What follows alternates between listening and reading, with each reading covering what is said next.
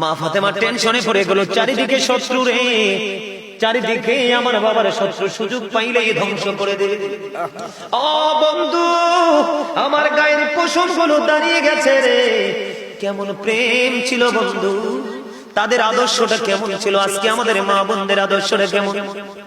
Utba Saiba, ও বন্ধু, আরো তারা সঙ্গীদের কি নবীজি যখন নামাজের সেজদায় যাইতে দেরি রে, ও বন্ধু, নবীজি কাঁধ মোবারকের মধ্যে পিঠের উপরে জবাই করা উটের সবগুলো নারী বুড়ি উঠাইয়া দিল জোরে জোরে নাউজুবিল্লাহ।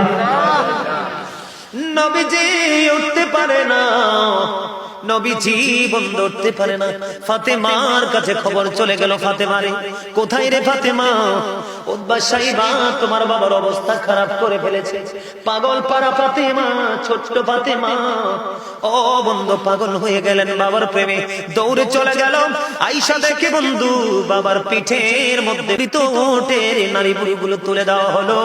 কান্না থামাতে পারে না ফাতেমা, কলিজা ছিঁড়ে বন্ধু, কলিজা ফেটে কান্না আসছে।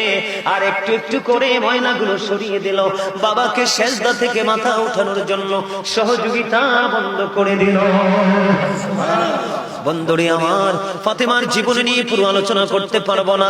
এটা আহলে বাইতের অন্যতম একজন সদস্য, যাকে বলেছেন নবী উম্মে হাবিবা। ও বন্ধু, আমার নবী বলেছে, আমি যে তোমাদের কাছে এত নিয়ামত দিলাম, সত্য রাস্তাটা দেখিয়ে দিলাম, অপরাধ থেকে বেঁচে থেকে জান্নাতি হওয়ার জন্য সকল নিয়ামত দেখিয়ে দিলাম, এর বিনিময়ে আমি কিছুই চাই না রে, আমি চাই শুধু আমার পরিবারের ভালোবাসা। নবীর পরিবারের মধ্যে মা ফাতেমা, হযরতে আলী, ইমাম হাসান হুসাইন রাদিয়াল্লাহু তাআলা আনহু, আমরা তাদেরকে ভালোবাসবো কি বাসবো না? তাদের সে সম্মান করবো কি করবো না? বন্ধু আমার দিকে তাকান, ডান বাম একটু তাকাবেন না, ডান বাম তাকানোর দরকার নাই, যেহেতু লোকাল গ্রাম, আশেপাশে বাচ্চা আসবে, জনে জন আসবে, সাউন্ড দিবে, আপনারা তাকাবেন না, আমার দিকে তাকান। আল্লাহ রাসূল বলতেছেন, আমি মা বোনদেরকে বিশেষ করে মিন করে বলছি, মা গো, ও সিমরের আমার মা বোনেরা, সবাই হৃদয় খুলে শোনো গো। আমার নবী বলেছেন, ফাতেমা তো সাইয়্যিদাতু নিসাই আহলিল জান্নাহ।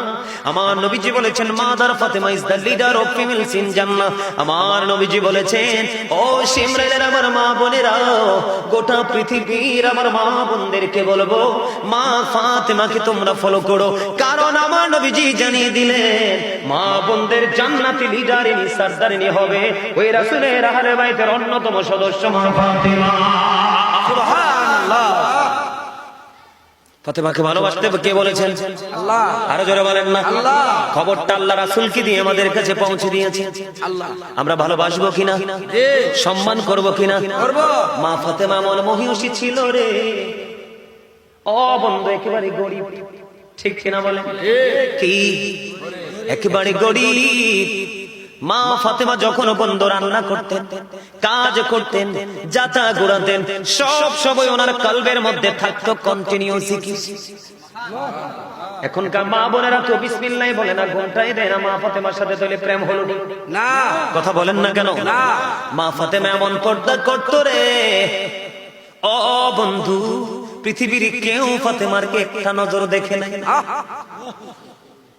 এমন সুন্দর নুরানি ফুটন্ত ফুল, যেই ফুলের ঘ্রাণ নিবি পৃথিবীর পর্দাশীল নারীরা, এই ফুটন্ত গোলাপের ঘ্রাণ নিবি পৃথিবীর মুমিনা, যারা তাহাজ্জুদ পড়েছে, কোরআন তেলাওয়াত করেছে, 5 ওয়াক্ত নামাজ পড়েছে, কোনদিন স্বামীর কলিজায় আঘাত দেয় নাই। বন্ধু, মা ফাতেমাকে নিয়ে আমি কি বলবো? আমার মতো অধম কি বলতে পারি রে? মা ফাতেমা তো যেমন তেমন কোন নারী নয়, যেমন তেমন কোন মহিলা নয়। আজকে আসার সময় পর্যন্ত বন্ধু কিতাব দেখে এসেছি রে, এমন রাত্র মা ফাতেমা নফল নামাজ পড়তেছে বন্ধু, কোরআন তেলাওয়াত করতেছে, খবর নেই। কোরআন তেলাওয়াত করতে করতে বন্ধু পার হয়ে গেছে রজনী, হঠাৎ করে আযানের ধ্বনি শুনতে পায়। সুবহানাল্লাহ। এখনকার মা বোনের স্টার জলসা দেখতে দেখতে রাত পার করে দেয়, ঠিক কিনা বলেন? তাহলে তারা ফাতেমার মতো ফুটন্ত গোলাপের ফুটন্ত হাসি পাবেনি দেখতে? না, তাদেরকে পাবে না। ও বন্ধু, মা ফাতেমাকে পাবেন, আমার দিকে তাকান। আওয়াজ শুনে শুনে বাড়িতে গিয়ে মা, চাচি, দাদিদেরকে বলবেন, ফুফু